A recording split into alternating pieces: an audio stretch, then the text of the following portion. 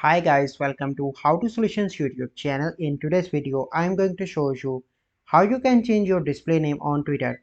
Before getting into this video, must subscribe to our YouTube channel and click on the bell icon.